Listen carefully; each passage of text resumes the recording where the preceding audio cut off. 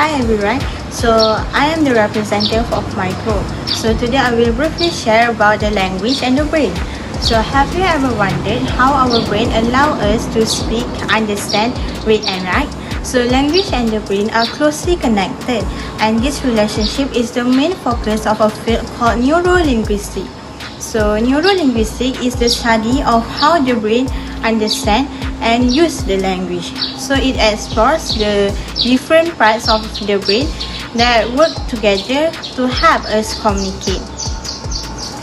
The third one is the aphid fasciculus. It connects the broadcast and Wernicke's area. So if it's damaged, you can still talk and understand others, but to repeat the words it becomes difficult. So the last one is the articular gyrus. It plays an important role in helping you to read and write. So for most people, the left side of the brain is the one that controls the language. So in short, different parts of the brain work together to help you speak, listen, read and write. So that's all. Hi, I'm MASTURA. So I will talk about slips of the tongue. So slips of the tongue, are also known as speech error, happens when someone says something different, either consciously or unconsciously, from what they actually intended. So it's also called as lapsus linguae or tongue slips. This error can be unintentional, like spontaneous slips, or intentional through the wordplays or puns used for humor or creativity. So the relationship between the theme and concept is that every language that we use and speak is processed in the brain. So whenever we speak, our brain goes through several levels of processing to prepare what we are going to say. So first one is the brain thinks of the idea. Then it finds the right words to express the idea. After that, it arranges the word in the correct grammatical order. Next, it plans how the word will sound, and finally, it sends the instruction to the mouth to speak. So in this process, the brain acts like the director, while the mouth is the actor that brings the script of life. However, sometimes there's a glitch in the system. This can happen before we speak. Our brain might sense the wrong word or form the sentence incorrectly. So this could lead to mix up grammar or confusing sentence structure. 나노, 제시, 나노. Me? 아니, this is not comfortable. 뭐야? This is not comfortable. 컴피티션. 컴피티션. 아니, 뭐 하는 거야? So based on the video, you can also experience a lexical substitution error, a type of tongue slip which is when a speaker unintentionally replaces the intended word with another word that is often similar in sound, phonologically or meaning semantically. So in the video, he unintentionally said comfortable instead of the intended word, which is competition. So this error occurred because both of the words are phonologically similar, and during the speech production, his brain mistakenly retrieved the wrong word from the mental lexicon. So this process underscores the interconnectedness word between the mental lexicon and how the retrieval process can sometimes result in errors. Thank you. Assalamualaikum. My name is NISRYNA and I will be explaining another concept under our theme, which is conduction aphasia. According to Green and House 1977, conduction aphasia is a language disorder caused by damage in the dominant side of the brain, making it hard for patients to speak clearly. So, conduction aphasia happens when there is damage to a part of the brain called aphid fasciculus. This part is important because it connects the area that understands language and the area that produces speech. Although they understand well and their speech sounds fluent, it is often disorganized and full of mistakes. They struggle to find the right word, pronounce them correctly, and their writing is also full of errors and misspellings. This concept fits perfectly with the theme because it shows how important brain structures are for language. Even if a person can understand speech and create sentences, if the connection cable, which is aphid fasciculus, is damaged, the ability to repeat what they hear becomes very difficult. It reminds us that language is not just about words and meaning, but about how different brain regions work together quickly and accurately to allow smooth conversation. Therefore, this concept clearly supports the theme by showing how essential brain structures and their connection are for successful language function. So, this is the real-world example to show about the conduction aphasia. Tell me what's happening in this picture. Well, there's the guy, and he's sitting in the place, and there's the barking animal. I don't know. He's barking. And then we have the fire guys here, and they are running to help. And over here, we have it's the car. It's a car. The video by Nelson Rehabilitation Hospital shows that people with this condition can speak fluently and understand language well, but has specific difficulty repeating words or phrases. The video highlights how damage to the awkward fasciculus disrupt connection between comprehension and speech production. It also shows that their comprehension is intact, but the pathway to send the message for speaking is disrupted. It's like their brains know what they want to say, but the message gets scrambled before it reaches their mouth. That's all from me. Thank you. Hi, Assalamualaikum warahmatullahi wabarakatuh. My name is Mr. MOKHTAR, and today I would like to talk about the bilingualism. What is bilingualism? According to Grosjean-Francois, bilingualism is an ability of a person who can use two languages in writing, reading, speaking, whether equally well, or one of them are more dominant than others. Okay, we move to the relation of the bilingualism with teen. Okay, bilingualism is directly connected to the teen language in the brain because learning and using two languages is actively shape how our brain works. And then research also shows that bilingual individuals have the different brain structure compared to the monolingual, especially in areas responsible for language processing, memory, and cognitive control, like the left inferior frontal areas, as known as Broca's area. And then bilingualism also strengthens the region, such as leading to benefits such as better multitasking, problem-solving skills, and disease like Alzheimer's. Thus, bilingualism clearly illustrates how using multiple languages can affect brain development, structure, and cognitive function. Santita, grazie per dedicarmi questa udienza privata con lei. My father put it there, and as a child I didn't quite understand what it all meant. This is the Evangelium and the Laudato Si. Thank you. And pray for me, don't forget. I will. Go on, you walk, and pray for me, don't forget. God bless you. God bless you.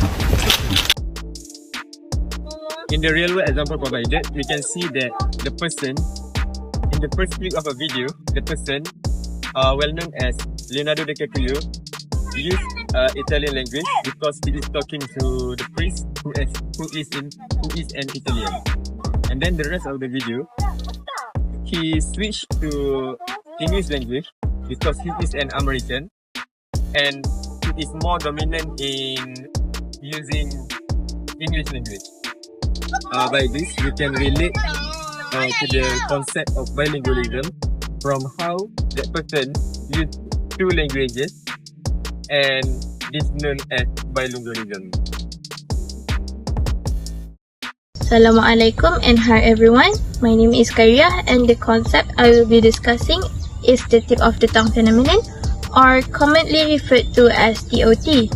This is a frequent cognitive experience where a person temporarily struggles to recall a familiar word, even though they feel like it's right on the verge of recalling.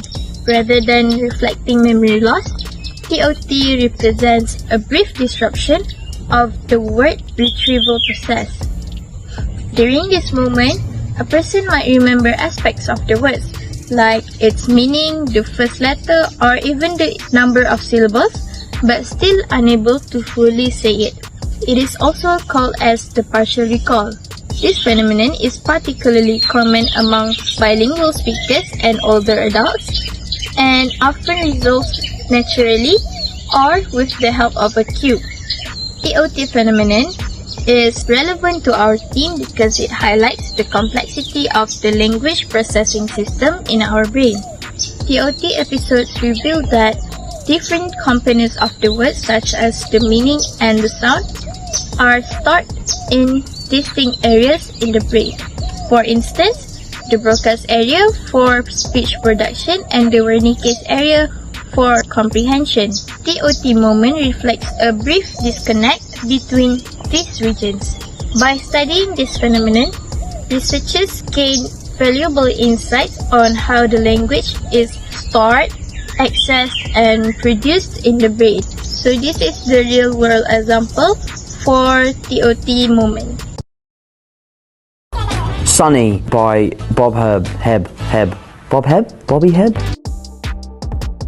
What actually happened in that video was Tom has a general sense of how the singer's name sounds, but can't quite pronounce it. His brain had access to the information, but the link between the semantic and phonological form is briefly disconnected. After a few seconds, once the link was re-established, the word came out effortlessly. This illustrates how TOT moment reveals the separate yet interconnected roles of the meaning and the sound in the word retrieval process. That's all from me, thank you. Hi, my name is MIZA and I will be talking about Broca's aphasia.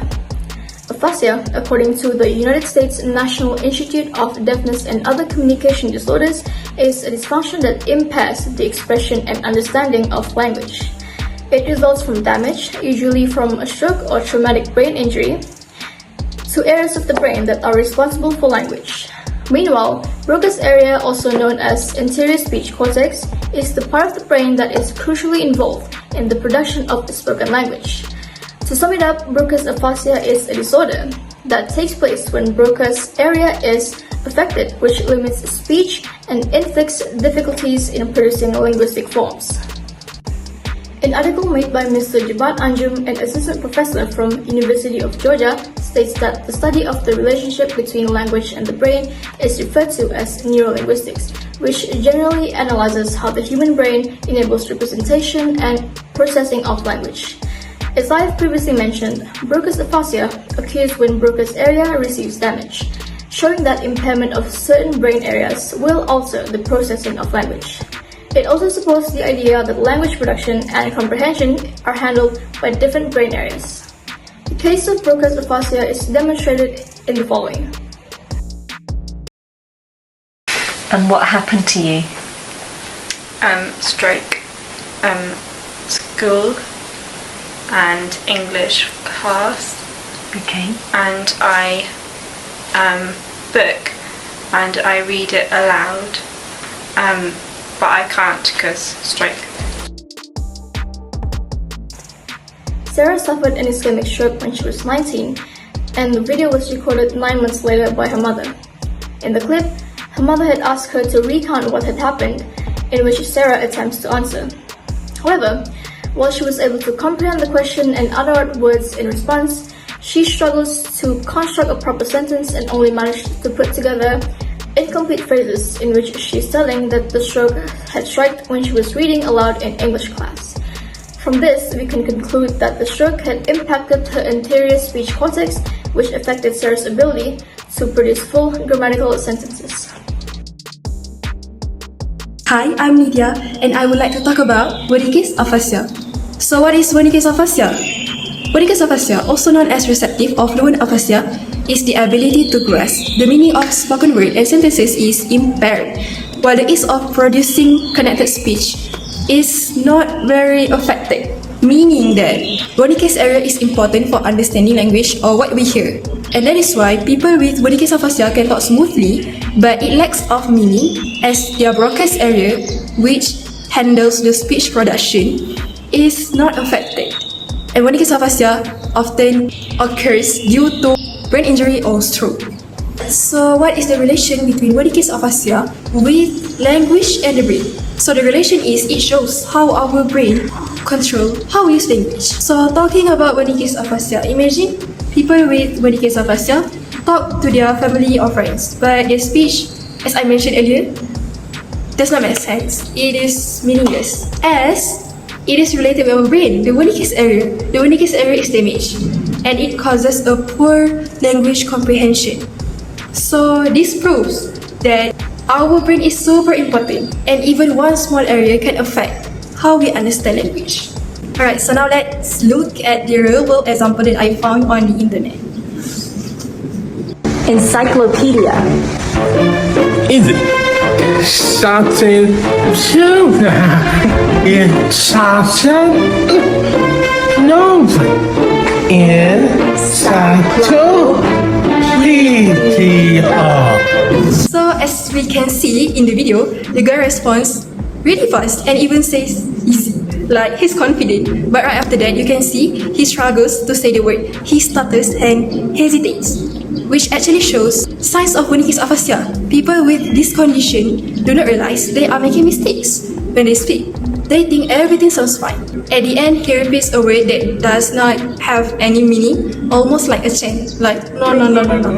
That's another symptom. They might say fluent sentences or repeat nonsense words without even realizing it is meaningless.